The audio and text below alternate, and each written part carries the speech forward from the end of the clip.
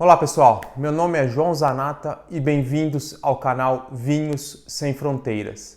Hoje nós vamos falar um pouco sobre a produção, vinificação de vinhos tintos e de vinhos brancos. Não sei se todos já conhecem o passo a passo da produção, mas é bem interessante, pessoal. Claro que cada vinícola tem a sua particularidade, a sua bodega, aqui na Espanha tem a sua particularidade, mas eu vou falar um pouco mais dos principais passos dessa vinificação, dessa produção dos vinhos. Então, pessoal, fiquem com a gente no canal, ok?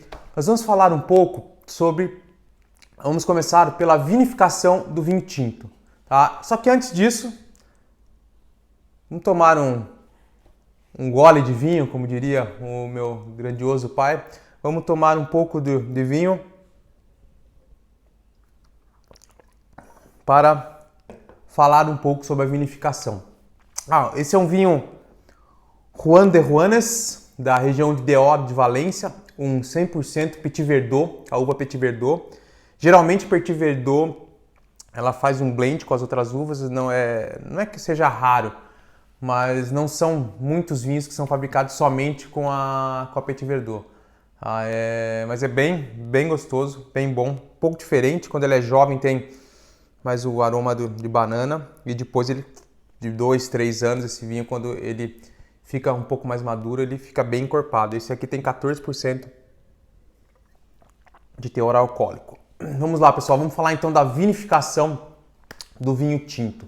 Então, primeiro, tem a colheita, que eles chamam a vindima, né? Então, claro, cada país é um mês específico a vindima, tá? Então, a colheita. Então, colhe-se as uvas, tanto manualmente quanto mecanicamente, depende da vinícola, da bodega, tá? As mais renomadas, as mais artesanais, né? Na verdade as mais artesanais são colheitas manuais, tá? Os vinhos mais industrializados são colheitas mecanizadas. Então depois dessa colheita é levado as uvas, os cachos das uvas para a bodega, certo? Para a vinícola, e vai ter o desengace. O que é o desengace? É quando tira-se o cabinho da uva.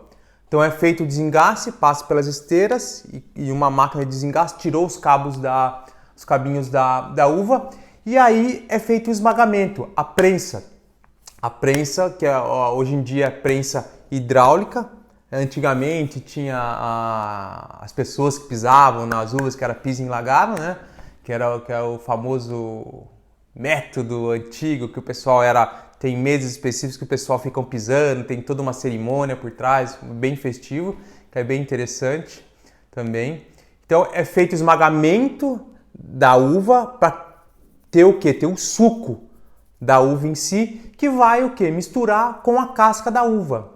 Então aquele suco misturando-se com a casca da uva, o processo chamado de maceração, que é o quarto passo. Então primeiro, vindima, segundo, desengace, terceiro, esmagamento na prensa, e o quarto, o que é? É a maceração, é deixar o suco misturar com a casca, que a casca é onde tem os taninos, então tem que misturar por um bom tempo. Nos vinhos tintos, geralmente, depende do enólogo, depende do vinho também, mas de 2 a 3 semanas, que fica esse processo de maceração dentro da cuba de inox, então fica esse processo de maceração. Certo? Aí o enólogo vai decidir quando vai ser o quê? Quando vai acabar a maceração e vai começar o processo de fermentação. O processo de fermentação com as leveduras naturais, né, indígenas que eles falam, ou as leveduras que eles colocam direto no processo, no qual essas leveduras precisam comer o açúcar para que o quê? Se transforme em álcool.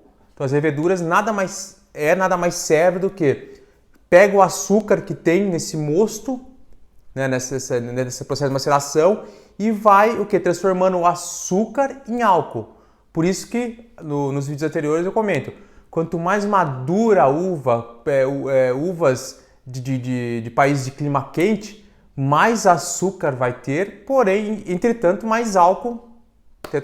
Mais açúcar, mais álcool. Menos açúcar, menos álcool. Então, quanto mais madura a uva, países quentes, mais açúcar a uva vai ter e mais álcool o vinho vai ter, tá ok? Depois disso, o processo de fermentação. Fez o processo de fermentação, o enólogo ele pode parar o processo também de fermentação. Você diz, não, eu vou querer deixar o vinho com mais açúcar residual, não quero ele deixar ele tão alcoólico, então ele pode parar o processo de fermentação. Como que faz para parar esse processo de fermentação? Ele baixa a temperatura da cuba, né? Na cuba ele tem esse mecanismo, essa ferramenta, baixar a temperatura. Quando baixa a temperatura do mosto, você vai o quê? Vai o quê? Interromper que as leveduras comem o açúcar para transformar em álcool, tá? Então isso é uma decisão do produtor junto com o enólogo. Feito isso, feita a fermentação, passou o processo de fermentação, entrou no nível ideal, no equilíbrio, tem a descuba. Então tem a descuba desse mosto e nessa descuba vão ter aqueles sedimentos, a casca da uva, tudo. Então vai sair o vinho livre que a gente chama, né? Que é o vinho, ele é um pouco mais claro, certo? Então ele vai para outro recipiente e esse sedimento, essas cascas e esse residual vai para uma segunda prensagem, que é a prensagem do sedimento, no qual essa prensagem fica aquele vinho, aquele mosto, aquele suco, entre aspas, mais pesado, certo? Mais rico em tanino, tá? Mais escuro. Que aí é o papel do enólogo também, depois o quê? Fazer o blend entre o vinho livre que saiu da descuba com esse vinho da segunda prensagem dos sedimentos. Então ele vai fazer proporcionalmente o blend para o quê? Encorpar mais o vinho ou não, tá, pessoal? É bem interessante esse processo desse blend do vinho livre com o vinho da segunda prensa dos sedimentos. Então, feita essa análise pelo enólogo, pelo produtor, definiu ok, tá? O vinho o quê? É feito o refinamento desse vinho. O refinamento pode ser em barrica de carvalho francês ou americano, tá? O barrica de carvalho francês é um pouco mais rústico, com mais tabaco, especiarias, baunilha, né, também, e o carvalho americano, que aí sim pega mais baunilha e pega mais coco, tá? Porque o que é o carvalho francês, ele tem um pouco mais de microoxigenação, diferente do carvalho americano, tá ok? Então, depois desse refinamento, que pode ser em barrica, americano-francês, ou em aço inox, tá? Não passa por barrica, ou diretamente nas botelhas, nas garrafas, tá? Então, esse pode ser esses três tipos de de refinamento: barrica, aço inox ou direto na garrafa. Feito esses 9 passos, tem o último passo, não menos importante, o 10º passo no vinhos tintos, que é o quê? 10º passo, que é o engarrafamento. Então, fez o engarrafamento, ok, aí o produtor vai definir se espera um pouco para ir para o mercado ou se deixa mais um tempo ele armazenado ali na vinícola. Tá? Então são 10 passos, retomando: vinho tinto, colheita, né, / vindima, primeiro passo, desengace, esmagamento, maceração, fermentação, descubamento, prensagem de sedimentos, mistura do vinho livre com o vinho da segunda prensagem, refinamento e engarrafamento. 10 passos, pessoal. Correto? E agora vamos falar sobre a diferença para a vinificação do vinho branco. Mas antes,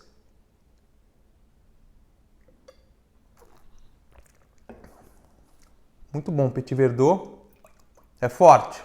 Não é forte. Uma aguinha para limpar o paladar. Aqui na Espanha, pessoal, mudando um pouco, o pessoal não costuma tomar muita água.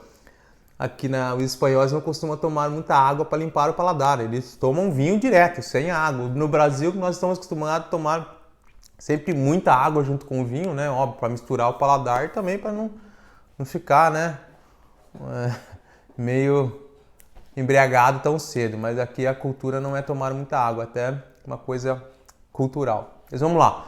Vinificação, vinho branco. Tá? Então o processo é o mesmo na parte da vindima, da colheita, do desengace, tirar os cabinhos, no esmagamento, tá? Porém, não tem a maceração, não tem aquele contato do mosto com a casca da uva. Vale lembrar que uvas brancas eu não posso fazer vinho tinto. Porém, com uvas mais rosadas, uvas tintas, eu posso fazer vinho branco, tá? Então, com as uvas tintas eu posso fazer vinho branco. Eu não posso fazer vinho tinto com uvas brancas.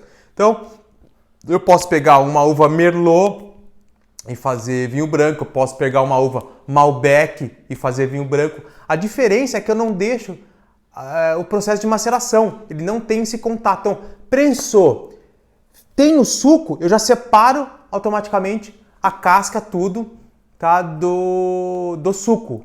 Tá? Então não fica aquele mosto 2 a 3 semanas igual ao vinho tinto.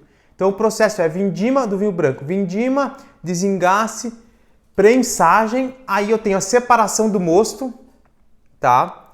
E eu tenho a clarificação.